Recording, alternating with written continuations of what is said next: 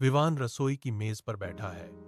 उसके सामने गणित की परीक्षा की उत्तर पुस्तिका खुली है। अंकों के घेरे पर उसकी उंगलियां बार बार रगड़ रही हैं।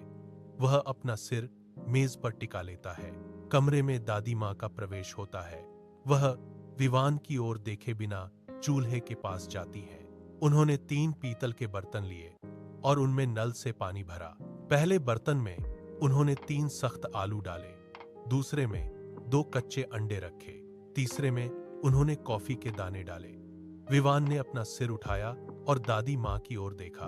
दादी माँ ने माचिस जलाई और चूल्हे की लकड़ी को आग लगा दी। सूखी लकड़ियां चटकने लगीं।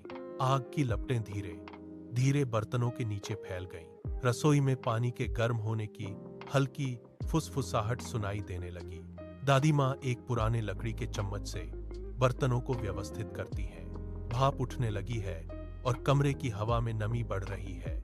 विवान की निगाहें अब उन उबलते बर्तनों पर टिकी हैं। कमरे में खामोशी है, बस आग की चटकने की आवाज आ रही है। बर्तन के अंदर पानी धीरे धीरे बुलबुले छोड़ने लगा है। पानी की सतह पर लहरें बन रही हैं और भाप का गुबार रसोई की छत की ओर उठ रहा है।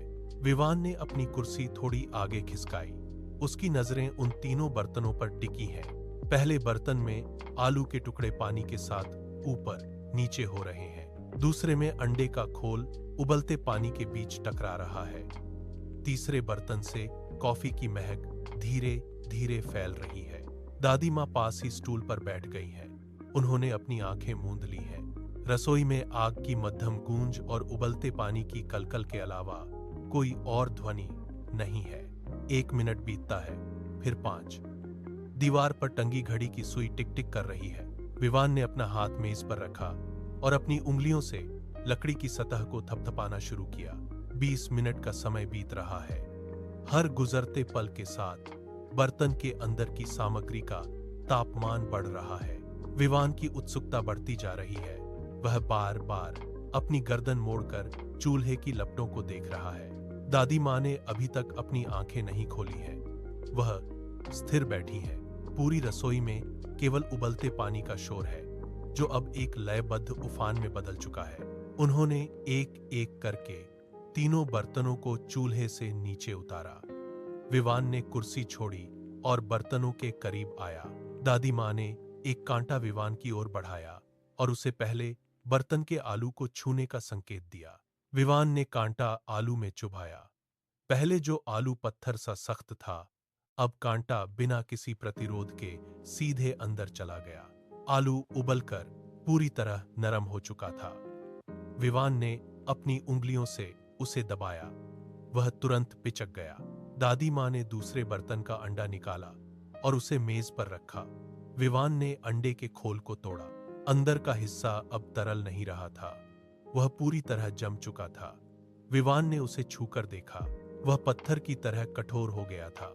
दादी माँ ने अब तीसरे बर्तन को उठाया। उन्होंने एक कप में कॉफी का पानी छाना। गहरे भूरे रंग के पानी से तेज महक कमरे में फैल गई।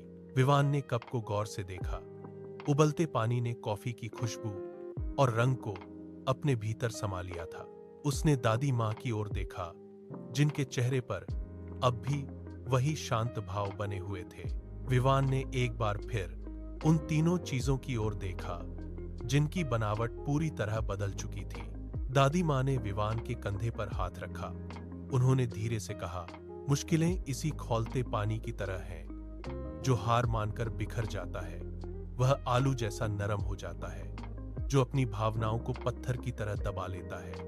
वह अंदर से अंडे की तरह टूट जाता है, लेकिन जो विपरीत परिस्थितियों में खुद को नहीं खोता, वह कॉफी की तरह पूरे माहौल को बदल देता है। विवान ने उन शब्दों को सुना।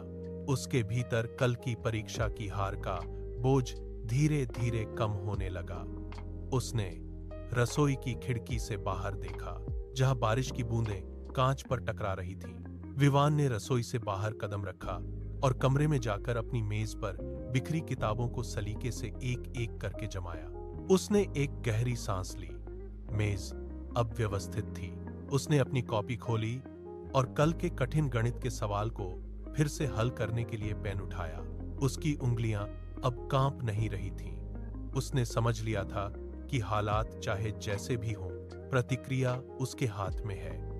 उसने पहली लाइन लिखी और पूरी एकाग्रता के साथ सवाल के समाधान में जुट गया। रसोई की वह सीख अब उसके मन में एक संकल्प बन चुकी थी। हफ्ते बीत गए।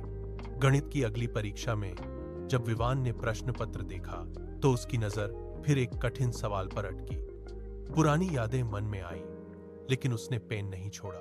उसने सवाल को टुकड़ों में बांटा, रफ कॉपी पर आकृतियां बनाई और एक नया तरीका खोज निकाला। खेल के मैदान में भी यही हुआ। उसकी टीम पिछड़ रही थी, लेकिन वह निराश होने के बजाय साथियों को निर्देश देने लगा। उसने समझ लिया था कि बाहरी परिस्थितियां चाहे कितनी भी प्रतिकूल क्यों न हो, उसे अपनी एकाग्रता और सकारात्मकता को बनाए रखना है। घर लौटकर वह खिड़की के पास बैठता, बाहर गिरती बारिश को देखता और उसे अब कोई डर नहीं लगता था। वह कॉफी की उस महक को याद करता जो उबलते पानी में घुल गई थी। उसने सीखा था कि बाधाएं उसे तोड़ नहीं सकती, बल्कि वे उसे परिपक्व बना रही हैं। मेज पर रखी किताबों के बीच वह अब और भी अधिक सतर्क था। उसने एक लंबी सांस ली, मन में एक गहरी शांति महसूस की और अगले अध्याय को पढ़ने के लिए पन्ना पलटा। हर कठिन परिस्थिति अब उसके लिए एक चुनौती नहीं, बल्कि खुद को बेहतर बनाने का एक अवसर थी।